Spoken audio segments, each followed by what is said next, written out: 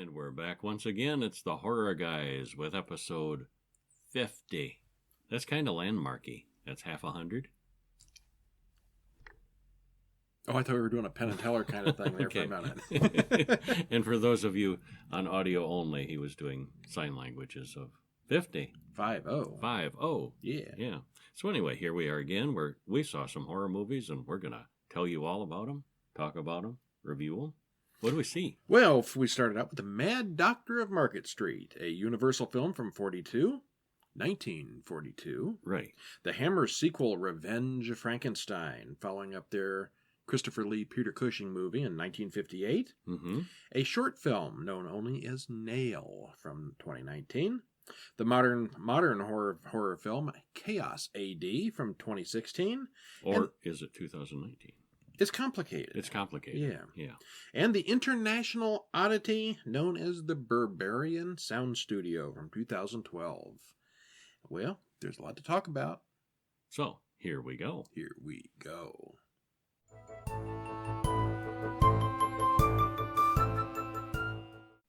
What's up first, eh?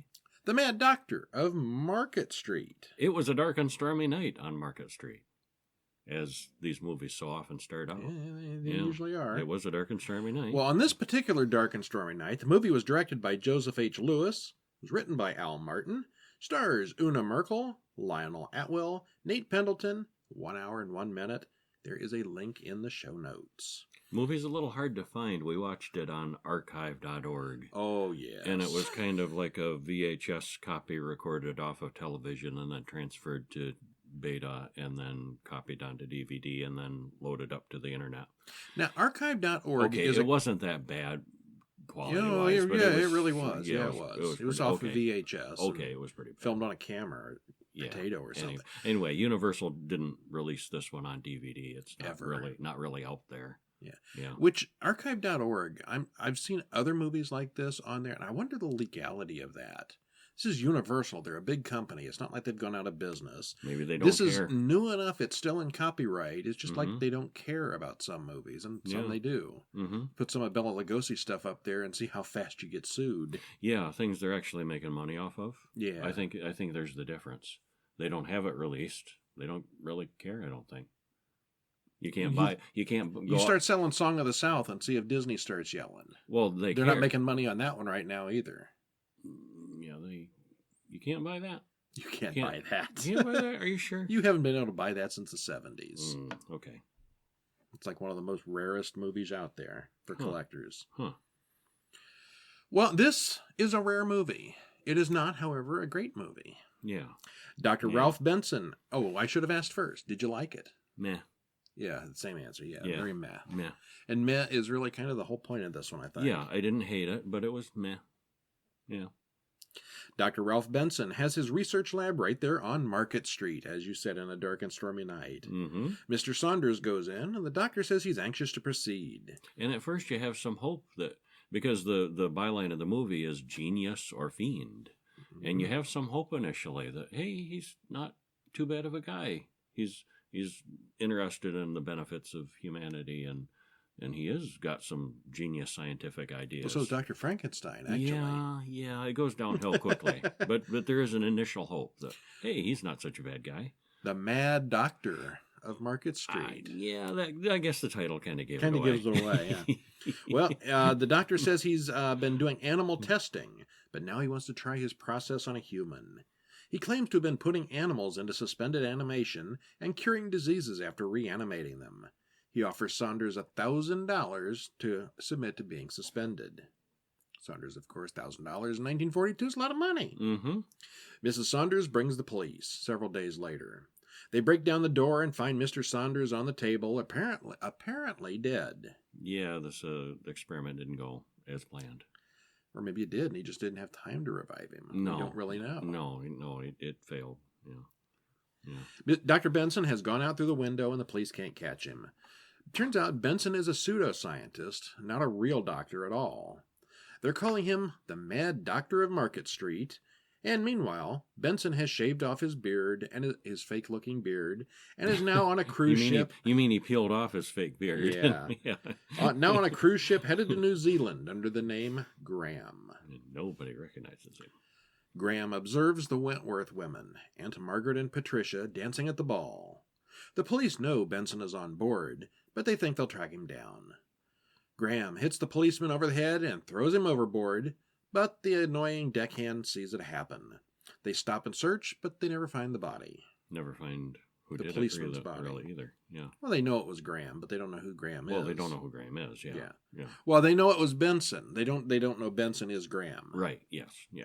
He's going under the name Graham now. Right. The deckhand is making a pain of himself to Patricia Wentworth. Aunt Margaret goes over and tells her friend, Mr. Graham, everything she's overheard, unaware that he's the killer, of course. Mm-hmm. That night, there's a fire in the hold, and some guy runs into the busy ballroom, screaming, "The ship's burning!" Yeah, nice calm response, yeah. But, And not surprisingly, things soon get chaotic as everyone jumps in a lifeboat and evacuates. Yeah, basically the ship does fall apart. I mean, it probably was, he might have saved lives because it was an awful fast disaster.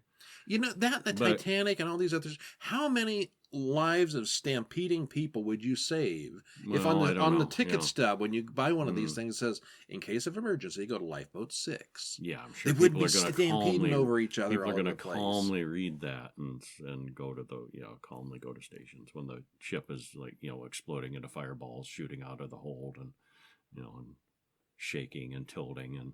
It's not a Michael Bay movie. People are going to calmly. It's a sinking ship. Oh, it was pretty bad. It was pretty violent. Yeah, it was definitely on fire. Yeah. Well, we get a quick montage of rescue ships and radio antennas, and the next thing we see is that it's morning on a tropical island. The Wentworths, Dr. Graham, the captain, and a few others have landed there. The savage natives don't like white people and capture the whole group. Yeah, and they're kind of generically Pacific Islander, I guess. They didn't look like white people in blackface. These did look sort of islandish. Yeah, but it was kind of generic-ish. Well, these were not specific islands. Yeah, or it's even a specific region, really. Well, they were headed to New Zealand. Mm-hmm. So, South Pacific-ish. Something South Pacific-ish. Yeah, but anyway. That's not narrowing it down a lot. Anyway, when we're talking islanders. They're a bunch of ignorant savages. Yeah. They are. There's the savages stereotype, it's pretty racist and stereotypical. The chief's wife has died, but Graham says he can bring her back to life. That's when the rest of the survivors realize that Graham is not only a doctor, but he's also the fugitive Dr. Benson. The doctor. Benson/Graham does manage to resuscitate the chief's wife, saving all the white people's lives in the process. He plans to continue his experiments to bring back the dead, and he tells the others that no one is going to be allowed to leave this island and turn him in. His work must continue. The natives, since he brought back the chief's wife, they're all in on it. They'll work for Graham. He's the god of life and death. Mm-hmm. The natives... And he cheated. She wasn't really dead. He recognized that she'd had a heart attack and was just unconscious, and he used adrenaline and smelling salts to revive her. He's a fake. Yeah. Or wishful thinking, whichever. Mm-hmm. The natives ask Graham if he wants a wife, and he says no, he doesn't have the time. Then he changes his mind and says he wants a white wife. Mm-hmm. Patricia decides to cooperate in order to turn the tables on Graham. Graham wants to continue practicing raising the dead, and he kills the captain, planning to use him as a trial subject. Patricia agrees to marry Graham in order to save the captain immediately. The men finally turn the natives against Graham, and they insist that he bring back the man from the dead. And Graham does as they insist. He brings back the captain from the dead. Not really dead. He wasn't really dead. He was just drugged. Yeah. Finally, the natives bring him a dead native man that Graham can't bring back. And then it gets awkward. Things get hot for Graham really quick. Mm-hmm. Yeah. Just as the others get rescued. Yeah. Okay, well, this was Lionel Atwell's last big role. Yeah, there was some scandalous stuff going on. He was accused of rape and sexual harassment. Apparently he was a really big partier. He threw really big parties at the house all the time. And during one of these parties, he got accused of rape or something along those lines. And even though he was never found guilty, pretty much ended his career. Yeah. He only got a few things after that, minor things and stage work, and he was in 5 of the 8 different Frankenstein movies. Yeah, big movies. He was the main character in the Blue Room we saw a few weeks ago. And then he's been in a lot of these. And then he got ill and died like 4 years later. Mm-hmm. Yeah, cancer. He had probably had cancer during this, but he just didn't let it get to him for a while. Mm-hmm. Yeah, but between the scandal and the dated racism, savages stuff, and it just being kind of a meh movie, I guess Universal kind of just, Did you notice the music in this one? Not really. Every time something exciting was about to happen, they used the same soundtrack used for the main theme in the Wolfman film. No, I didn't. I didn't catch that. Yeah. The theme. It's Wolfman, and maybe one of the Frankenstein movies too. It's the exciting monster theme. Oh, okay. And no, I didn't catch that. There's not actually a monster in this film. No. Okay, well, my final thing here is the film isn't especially bad exactly, but it doesn't know what it wants to be. Mm-hmm. It starts out with a little science fiction. He can bring back the dead with suspended animation. Maybe. Quickly turns into a police procedural as the police tracks him to the ship and tries to hunt him down. Has a bit of comedy. The Wentworth sisters are really goofball. Mm-hmm. I Love Lucy kind of thing here. And then it turns into exotic adventure film and eventually sort of steers toward the horror genre eventually. A little horror at the end there. Yeah. Good. It's all over the place. It's kind of a mess of a movie. Yeah. And what's her name? One of the Wentworth sisters, Una Merkel, whom I don't recognize that name as being in it. She had a long career, I checked, but she's not been in anything we've seen so far. And she got top billing over him after he'd been in all those Universal movies. Yeah. Up and coming star, I guess. Yeah. Overall, it was decent enough. You get a chance to watch it on a nice, clean copy. It's all right. Mm-hmm. It's not great, though. Yeah. You are warned.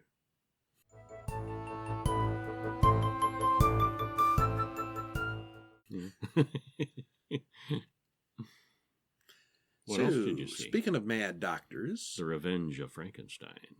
Because, one Frankenstein's not enough. You just don't know when to quit. A direct sequel to the previous one. Peter Cushing brought back Christopher Lee in the original Frankenstein. Was Frankenstein? Curse of Frankenstein? Curse of Frankenstein was the first Hammer one. Mm-hmm.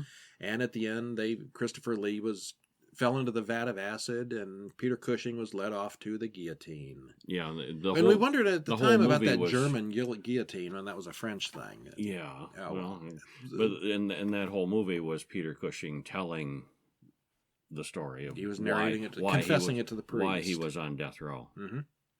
Well, this one's directed by Terence Fisher. Same guy who does all the Hammer films at this time period. Written by Jimmy Sangster, the guy who writes all the Hammer films in this period. And also Hereford James is credited with some lines. It said some lines of dialogue by Hereford James. That's mighty specific. Yeah, it is. Give him credit, but not too much credit. Mm-hmm. Stars Peter Cushing, Francis Matthews, and Eunice Gayson. No Christopher Lee here. No, not in this one. Hour and 30 minutes. Amazon link in the show notes. Did you like this one? I did. I did too. Yeah. I don't think I'd seen this one before. I never had seen all. No. I thought I had seen all of them, but I don't remember this one. I had not seen this one. Mm-mm. Yeah. It was good. Yeah. Yeah. Takes up right after the first movie ends with Baron Frankenstein being led to the guillotine. We see the blade fall, and then we cut to an inn later that night where two drunkards discuss their criminal grave robbing plan. Mm-hmm. Didn't we see this with the werewolf? Mm-hmm. They go to the crypt and dig up Frankenstein's grave. They open the coffin, and inside they find the priest, not the evil doctor. What? Not Frankenstein? Didn't He's see not that dead. coming. Didn't He's see not that dead? coming. Huh. One I of the saw men. that coming. Yeah. One of the men runs off in fear. Frankenstein shows up and gives the other man a heart attack. Frankenstein and his assistant Carl fill in the grave and move to Carlsbruck, where nobody knows him. Pre-internet, didn't have security cameras everywhere. You could just pick up and move to a different town. Uh-huh. And Carl is referred to as... another dwarf. Yeah, and he's normal height. He's taller than Peter Cushing in real life. He was sort of hunched over. No, that was the other guy. Well, Carl. Okay. Still normal height. Yeah, but he was normal. Yeah, he was shorter. Like Peter Cushing was like 5'11", and he's a little shorter. But if you read the blurb on the box, it's Dr. Frankenstein transfers a brain of a dwarf into the... He's the dwarf. And yeah, it took us some... huge. Like, what? That's the dwarf. Like, where's the dwarf? Oh, it's him? He's not short. 3 years later... He's kind of messed up. Yeah, he's got some issues. Yeah, so physical issues, yeah. Mentally fine. We'll get to that, yeah. 3 years later, Dr. Stein has been luring away all the patients from the more established doctors in town. He's really good, and the other doctors are jealous. They decide to send a small committee to invite Dr. Stein to join them on the council. And he says no. Stein doesn't approve of the council, and he throws the guys out. One of the rejected doctors, Dr. Cleve? I think they pronounce it Cleve. I think it's Cleve, yeah. Recognizes him as Frankenstein. He doesn't want to turn him in. He wants to learn from Frankenstein. He wants knowledge. Dr. Stein agrees to teach him. He shows him to his lab, and he's been really busy in the past few years. Carl is still his assistant, and he's the same man who helped Frankenstein escape from the executioner. And if we rewind back to the beginning, he's there in the procession going to the guillotine to get his head chopped off. And I guess the two of them must have, ganged up on the priest and threw him in. Well, odd that there were no other witnesses. But also that there's a whole madcap adventure there that could have been a little scene by itself, because when they're going to the guillotine, Carl has impersonated the priest, but there's an officiant and the executioner are there. They would have had to do something about them. They killed the priest. Carl took the priest's place, took his vestments, and was wearing those. But yet the body was buried like it was a good execution and nothing unusual. And they happened. beheaded the priest, whether maybe the priest was already dead, and they put him through the machine just to have. Well, you hear a struggle before the blade falls, so somebody's doing some fighting. Yeah, so we don't see the madcap adventure, when they, but there would have been those two guys they would have had to deal with too. Imaginary madcap adventures. They might have killed 3 people to get away. A bloody trail. Yeah, at least 3. So, Dr. Frankenstein has an elaborate setup that simulates a simple brain. And it's got the tubes and the wires and the spinny electrical bzz, bzz, bzz, bzz thing, and it's all complicated and Frankenstein-y. But it's neat. Yeah, it looks good. Mm-hmm. He shows Cleve the new body that he's constructed from parts. This one is perfect. Mm-hmm. He needs a living brain. That part cannot be substituted from dead bodies. Carl, on the other hand, wants a new body, and he's willing to volunteer for a brain transplant. This was part of the deal. Frankenstein said, help me escape, and I'll give you a new body. Because Carl he's messed up on the one side. It was a stroke or something, a blood clot or... Yeah, blood clot. Yeah, there was some mention of a blood clot. Yeah, his one arm doesn't work right. His brain is fine, but there's something that blocks his use of his body. Yeah, the one side is kind of useless. Yeah. Margaret comes to work for the doctors, and Carl seems to take a liking to her. They perform the operation, removing Carl's brain. And they make this big deal about putting his brain in the glass jar, and it boops in there. Splorp. And from the trivia I read, the brain going on the jar was one reason the censors went crazy over this film. Mm-hmm. And if you ever seen anybody put a brain in a jar in some other movie, this was nothing special. Well, and they used a sheep's brain, so it was very realistic looking, because it was a real brain, and plop and blorp and bloody. But they have this thin glass jar with a brain in it, and there's several different shots, and they carry it around, and you just know it's going to get dropped on the floor. But it doesn't. And no, it doesn't. Not in this one. Yeah, not this time around. No. I fully expected it to, though. And then have to get Abby Normal's brain. Yeah.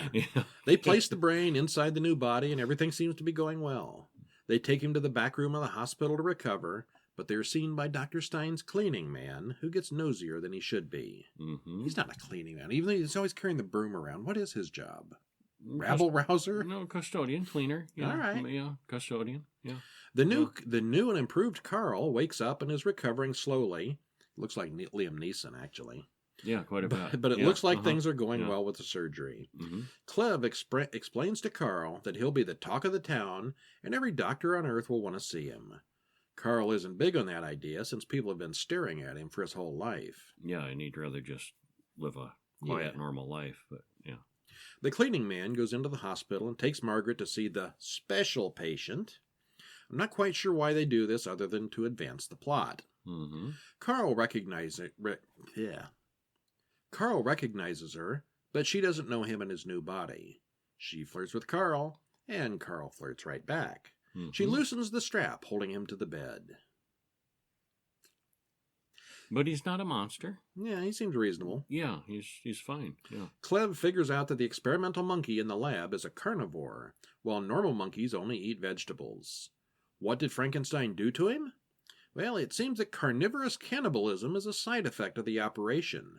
Yeah, I don't know if we mentioned the... Could that happen to Carl? Because he had experimented on the monkey first and done a brain transplant. Yeah, he's done this this was before. not the monkey's original brain. But jarring it, giving him shock or, anything upsetting during the healing process. But Carl will be fine because he's restrained to bed and, he's not doing anything and he's just laying there recuperating, right? Meanwhile, Carl gets up, gets dressed, admires himself in the mirror, and crawls out the window. Carl heads to Frankenstein's lab and breaks in. He goes inside to find his old dead body. He burns it in the furnace so the scientists won't be able to examine him. The drunken landlord comes in and attacks Carl. Carl then goes berserk and kills the man. Not a nice, quiet, soothing healing process. No, he gets beat up and thrown across the room a couple of times, and things don't go well. Punched in the head several times. And you see him; he's got his face kind of twisted up at this point because something's he's losing control. Something's gone wrong with the It would have been fine. He wouldn't have been a monster. They should have just left him alone. Stupid landlord. Yeah. Carl notices the monkey eating some meat, and he thinks that looks pretty tasty. He freaks out. Nice little drooling bit there. When he realizes, as he admires the landlord when he realizes, laying on the floor. That guy's made of meat, and he literally, you can see it on his face, and literally drool starts running out of his mouth. He freaks out and runs off rather than eat the landlord, but he wants to. Frankenstein and Clev figure out where Carl went and find the bodies. Frankenstein expects that Carl will come back to him sooner or later. Well, Vera finds Carl hiding in her barn. Vera, Margaret, two women in this movie who look almost identical, and I'm not quite sure why there were two women when one would have done as characters, and it's really back and forth, they're interchangeable, and they confuse me. We're confused. Is that Vera, is that Margaret? And it didn't really matter. And it didn't matter, but we had a hard time telling apart. For some reason, there are two characters that look almost identical that may as well be the same character. Yeah. Well, Vera brings Dr. Clev to attend to Carl in her barn. Meanwhile, Carl goes to the park and kills a girl because he's insane now. He winds up literally crashing the party.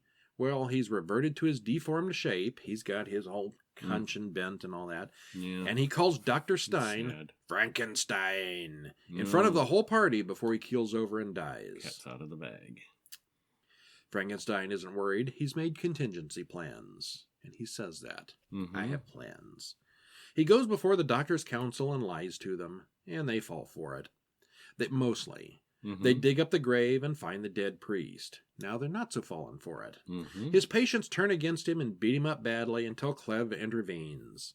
Clev says Frankenstein's body is unrepairable, but his brain looks okay. And fortunately, they've been building another. Meanwhile, the police come in to arrest Dr. Stein, but Clev shows them that he died on the operating table a few hours ago. Look, there's dead Peter Cushing. What you going to do about it? He's laying there dead, yeah. Later in London, we see that Dr. Frankie, Franke, Dr. Frankie. I think Frank, probably, yeah. Frankie Stein. Yeah, Frankie Stein, yeah. Has been performing surgery, and he looks just like Peter Cushing, only now he has a mustache and a monocle. And that was the contingency. Remember, we saw that. There was a body. I didn't recognize it laying on the table with the scars that it looked like him, but it did. Peter Cushing had built a replacement of his own body. Built a replacement and sculpted the face to look just like his own. And then at the end, he's been transplanted into that body. Yeah. This I thought was really good. Yeah, I thought it was very clever. Yeah. Well, there's no Christopher Lee in this one, as it was filmed right after or somewhat simultaneous to The Horror of Dracula, Christopher Lee's big Dracula film. Still, the goings-on and twists in this story are really very good. The evil doctor almost got away with it on his second try, and apparently he completely did get away with it on his third try. But, he'll screw up and do something stupid again and probably blow it. Oh, we'll never see Frankenstein again. He got away with it. Yeah, but he won't, learn from his mistakes and just live a quiet, life without Are you saying there are some things that man was not meant to know? He's going to keep experimenting, and he's going to do something stupid and make another monster, and Yeah. Well, there wasn't really any hokey. There were some things man were not meant to know crap in this one. Nobody said it. No. Nobody even thought it. No. Surprisingly, I don't recollect ever having seen this one before, but maybe it was a little too much for network TV. The cannibal monkey, Carl wanting the same thing, and of course Raising the Dead all combined to be a fairly effective movie for having been done in 1958. Mm-hmm. Yeah. That's 71 years ago. Mm-hmm. That's a long time, and it's a very good movie still. Yeah. It was. Yeah.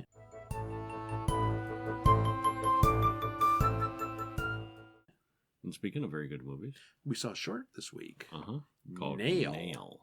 Bang Those Nails. And it was an international film with no dialogue. I like how the international ones never have any talking. They can get away with releasing it internationally then. Yeah. And they're still good. Yeah. But there were signs. There was text here and there and different subtle things. You could tell it was not U.S. You mean like signs on the road and the posters on the walls, not like subtitles? Oh, his divorce papers? Yeah. You could recognize the word divorce, but the rest of it was not English. Okay, yeah. Yeah. Written and directed by J.B. Minerva, stars Diego de Tovar and Daniela Matus. Runtime 11:36. YouTube link in the you-know-what show notes. You liked it? I did. I liked it a lot. I did like it too. Yeah. Well, we start by watching a man drive a nail into the wall. He hangs a poster there. He's recently divorced and is moving into his new single man's apartment. As he drives in another nail, he hears someone on the other side of the wall pounding back. He then plays his electric guitar, resulting in more pounding. He soon starts to enjoy aggravating his neighbor. Well, he hears some screaming coming from the other apartment that night, so he calls 911. The police don't do anything, so he assumes it was probably really nothing. Well, they do come. They do come, yeah. And he watches them out the window, and then they come in, a few minutes and they later, go back the cop out. leaves. Yeah. Uh-huh. The next morning, he goes over to meet his neighbor, and it's an older lady in a very nice, clean apartment. She shows him to the room from where he's been hearing the noises, and the sound seems to be coming from inside the wall. The screams can be heard from her side as well. She hears it on her side, too, yeah. And how can he solve the problem? You'll have to tune in and find out. Yeah. This may be the least realistic film I have seen this week. I mean, who in their right mind allows nails in the wall of an apartment? It doesn't happen. Yeah, you just do it anyway. Security deposit? How horrifying could that be? Catch them with toothpaste when you leave. Yeah. I'd rather raise the dead. Oh. Of course, after seeing this story, maybe there's a reason you aren't allowed to hang things on the apartment walls. Mm-hmm. Anyway, this one had a neat idea that I haven't seen done before, and the acting and effects were very good. Yes, it was. All around very good. Yeah, it was decent. Bravo. Yeah.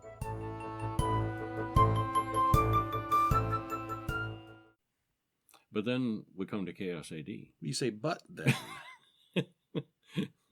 I think I know where this one's going. We had the Mad Doctor was this one was a mixed bag. Another mixed bag. Okay. A mixed bag. Yes. Chaos AD 2016 released in 2016. But then re-released? A new distribution company in 2019. Newly distributed in 2019. That's the way to put it. Had a heck of a time finding the DVD of this one on Amazon. Apparently there was a music CD called Chaos AD put out by somebody, and that's all I could find there. So in the show notes we have a Walmart link, believe it or not. Where you can buy it at Walmart. Yeah. And some of the streaming services have it. I believe not Amazon Prime. Look for it. Yeah. Streaming. It's tricky. Chaos AD. Yeah. Written and directed by Chris Woods. Stars Lisa Marie Cart, Ashley Lynn Caputo, Kate Phoenix, and Eric Danger Dion. Danger is literally this guy's middle name. Mm-hmm. Yeah. Hour and 40 minutes. Link in the show notes. IMDb says there was a budget of $4,000. And considering that, they did a heck of a job. If that's an accurate figure. It's a heck of a job. $4,000 is not much. It's not much at all for a movie. And it was really involved and good effects and well, go on and tell the good people about it. How do you know these are good people? They're watching this horror podcast. Tell the bad people about it. Okay. Tell everybody. Okay, evil viewers. Tell our viewers and listeners. We see a couple having breakfast while a radio reporter mentions various murders and atrocities. The wife then strangles her husband at the kitchen table.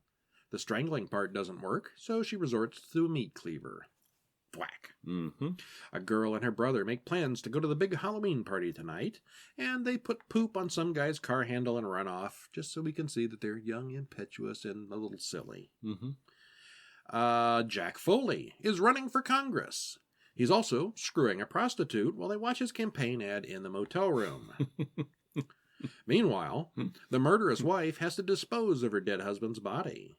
She puts down the paper and uses the electric carving knife to dismember him in the bathtub. And we see flashbacks to the husband beating her with a belt. So he kind of had it coming. Mm-hmm. The young duo talk about some girls who went missing, abducted by some kind of a cult. They talk about the costumes they plan to wear to tonight's party. Jack Foley hires a second prostitute, but gets tasered by a woman in strange makeup. The young duo get beat up by their father, but they turn the tables on him and run out anyway. The wife goes to dump the body parts at the local lake, but gets grabbed by a strange bald man when she arrives there. Bald man reminded me a lot of Sid Haig. Sid Haig, Captain Spaulding. Yeah. Budget Sid Haig is what I have here. Yeah. Budget Sid Haig. Yeah, very reminiscent of him. Uh-huh. Yeah, less younger, but yeah. Yeah, less interesting dialogue. Yeah, he doesn't say much. He doesn't say much, yeah, but very reminiscent of him. Yeah. Sarah, the girl with her brother, meets the strange woman in the makeup at the Halloween party. Sarah goes for a walk, unrelated to that, and runs into the strange bald guy who abducted the murderous wife. Sarah witnesses another girl getting drilled in the eye by two makeup-wearing girls before being attacked by the bald man. And the gore was pretty good there, the drilling and all these. There's a lot of gore, all these yes. various things, yeah. Before long, most of these people wake up in cages, captured by the cult known as Freak, F-R-E-A-K. And what does Freak stand for? Fucking restless, extreme asshole killers. But you probably guessed that. Restless? Reckless. Reckless. Okay. I thought you said restless. Yeah. Reckless. Well, maybe. I don't know how much sleep they've had, but anyway, no, they're reckless. Yeah. And the rest of the film is essentially a torrent of blood-soaked, bouncing boobies and excessive gore. A lot of bouncing boobies in this. Yeah, pretty much the entire rest of the movie is these people in cages being tormented or getting revenge or something with blood. Blood and boobies. Lots of blood. They used a lot of blood in this movie. Yeah. Gallons and gallons. This film is brought to us by The Sleaze Box. I love that company name. Yeah, if I'd have started a company like this, I'd have called it The Sleaze Box. Which That's just great. Explains the bloody bouncing boobies. It does, yes. And as you said, its budget was $4,000. Which, I mean, they so you know it's going to be a special film. Yeah, but they must have had people chipping in or bringing their own stuff or something. Yeah, There's no way. Sets and things were built by them. No way they could have put all of this together for $4,000. It was too much, and the effects were too good, and there are too many locations, and for $4,000. Well, if you want to get extra publicity, they could have said $400 and really been impressive. Yeah. But if it's even half true and it was $40,000, I thought it looked really good for what they did. Yeah. Actually, the gore effects were really good. The acting was decent, and it seemed well written and directed. It's very low budget and high sleaze, but they did a lot with what they had. High sleaze in a good way. In a good way. The first 30 or 40 minutes are well enough acted setup. I don't say well acted. I'm saying well enough acted. And everything from the 40-minute mark onwards is just torture of various kinds without much in the way of acting going on. The nearly an hour or so of gore and sleaze shots wore me down, but it's good if you're really into that kind of thing. That's kind of how I would put it too. That last hour kind of all ran together and kind of dragged to me. I thought a little bit, yeah. But if you're into those kind of shots, it's a lot of it. Yeah. Overall, I'd have to admit overall, this was a lot better than I expected going in. Mm-hmm. And overall, I give it a thumbs up. I would give it a thumbs up also. Yeah.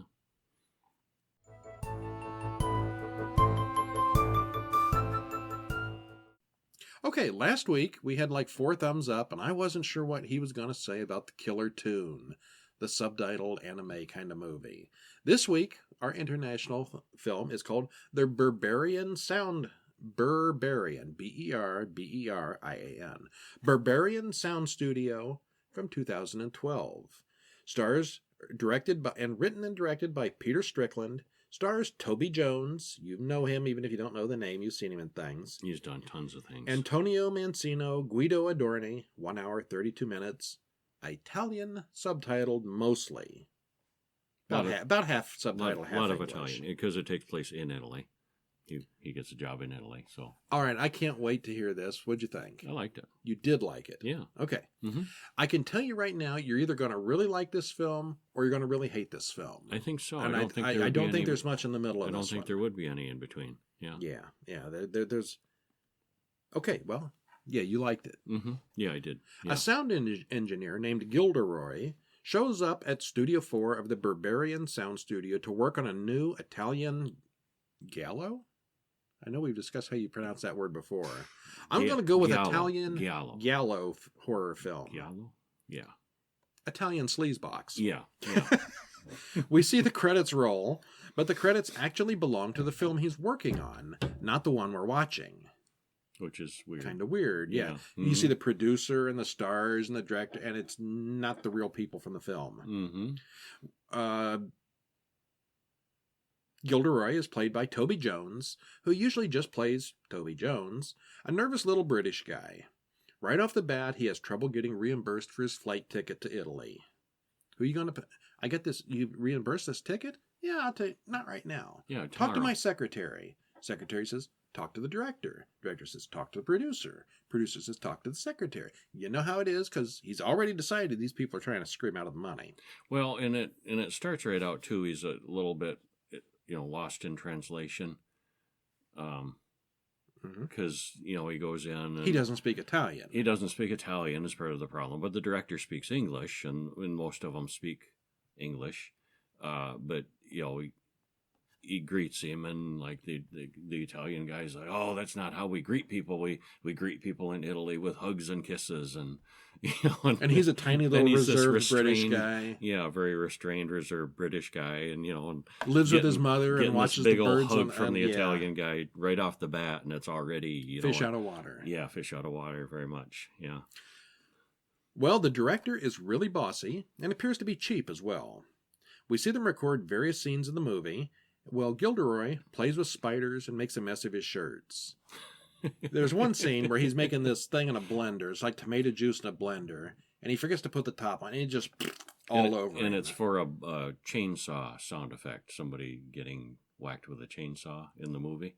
Oh, that's what. I thought he was just having lunch. No. It was he was trying to get the right blend of right amount of liquid in it to have the whirring motor and a nice liquid splutter at the same time. Oops. Yeah, he was working on his liquid level with no lid and all over him. Yeah. Well, most of the people don't speak English, so he really doesn't have anyone to talk to. He's clearly at a loss at this studio, and he admits he's never worked on a horror film before, although the producer gets upset and tells him not to call it a horror film. Yeah, it's a Santini film, not a horror film. They do speak English when they're talking to him, but they're talking Italian anytime. The movie is in Italian. And yeah, the movie's in Italian. The movie they're working on. Yeah, and whenever they are working together, everybody around him is always speaking in Italian, and half the time he doesn't know what they're talking about. He's very curious as to why they hired him. He's one of the best sound designers in England, I guess, but he's never done this kind of thing before, and he's clearly not well suited to this studio. And we never really get an answer why him. Yeah, we don't. The film he's working on has something to do with witches who were killed long ago, and the producer says it's all based on a true story. And the effects that the movie is very graphic, I guess. We never actually see the movie. We never see any footage. He's working on the sound. The film has already been filmed. We hear the movie, the screams and graphic torture, and they kill all the witches one way or another. Graphically, very And but we never see it. But chopping and burning and sizzling and he's got to do all the sound effects. Yeah, for all these things, and it's getting to him as it goes on. Gilderoy starts getting distracted, and he's homesick. But mostly, it's the subject of the film is disturbing him emotionally. Mm-hmm. He's one of those people who aren't into horror. Yeah. He seems to be easy pickings for the bully of a director. Mm-hmm. Gilderoy is a fish out of water in Italy, and working on a horror movie. But we get the impression that everything's not necessarily quite what it seems. And everything does seem a little bit off. Yeah. Right? And more so as it goes. Yeah. Again, they're still dragging their feet about paying his airfare, and this is an ongoing battle. They say there was no such flight that day. He made the whole thing up, and Gilderoy starts getting really upset. The producer forces an actress to have sex with him, and in revenge, she throws tape and film all over the studio, ruining a lot of work. They have to hire a new actress, and then Gilderoy has a very surreal late-night experience that's hard to describe. Then the next day, the unreality continues into the workday as real life and the horror movie collide. Mm-hmm. Well said. You liked it. Yeah, I did. I liked it. Mm-hmm. Yeah, I did. You get to see a lot of what goes into adding the sound to a film, which I thought was very interesting, with the notes and the scores and the timelines and the Foley stuff. And they're using practical sound effects. A lot of food related, smashing. Oh, smashing the melons vegetable with a carnage hammer. is Oh, something. Yeah. Stabbing them, dropping eggs and ripping radishes apart was one. Pulling out the witch's hair, and you see him breaking these radishes in half. Yeah. Somebody gets stabbed, and he's killing the lettuce. Mm-hmm. Yeah, it's great. Yeah. This was supposed to have taken place in the 1970s, which explains the complete lack of computers. Yeah, it's very analog. And it's very neat to see how it was done. Yeah. It's very high tech for the 70s. There's just tons of equipment, but all analog. Yeah. I think the main horror here is having your soul sucked out by being stuck in a place and situation that you can't get out of, but you really don't want to be there. Mm-hmm. One of those jobs, Mm-hmm. Gilderoy hated this job so much the world just sort of folded in upon him. The acting here is all very good. Mm-hmm. There's only like 3 or 4 actors, and they're all good at what they're doing. The sound effects and music are excellent, and it's fun to watch. It's all about the sound effects. It really is. Yeah. There's little to no plot, however, and in all honesty, nothing really happens in this film. Yeah, that is strange. I was still entertained throughout, and I have to say it's one of the most unique horror films I've seen this year. It's very different, but I totally recommend it. Yeah, you should check it out. Now, of these spoiler alert. Of these 4, this is one that I would recommend the highest, actually. Frankenstein was really good, but this was just really neat. Mm-hmm. You're going to either love it or you hate it. There's no action. There's no monster. Spoiler. It's just him sort of going a little crazy because this job sucks so bad. Or is there more to it than that? Or there could be more to it than that, but I lean toward not really. I don't think there is more to it than that. I think you just kind of a little crazied up there. Could be. It's open to interpretation. Yes. Yeah. But if you're looking for something really different and fun and very moody, it's very moody and environmental and Yeah. And that's our show. It is. Thanks for joining us. Stop in during the week at horrorguys.com for news and horror updates, to comment on the podcast, or to contact us. Our phone number is 937-453-1575. Email us at horrorguysmail@gmail.com. Of course, both of these will be in the show notes. Get ready for next week, where we'll be discussing some more great classic and modern horror. Guess what we're going to see? I have no idea. Calling Dr. Death from 1943. I'm betting that's right there, same quality as the one we saw this week. 1-800-DEATH. Oh, okay. Well, Calling Dr. Death. Kiss of the Vampire, Hammer from 1963. Antichrist from 2009, and I've heard a lot about that one. I have, yeah. And Martyrs, and I've heard a lot about that one from 2008. Yeah. And Martyrs is one of the subtitle ones. Antichrist is just one of those extreme ones. I've heard of all 4 of these, and I've not seen any of them. Yeah, well, this is our big chance. Yeah. Check us out, horrorguys.com, for all the written reviews, and I'll see you next week. I'm Brian. I'm Kevin. And we'll see you next week for episode 51. We could do something Bye-bye. special for our anniversary. Bye.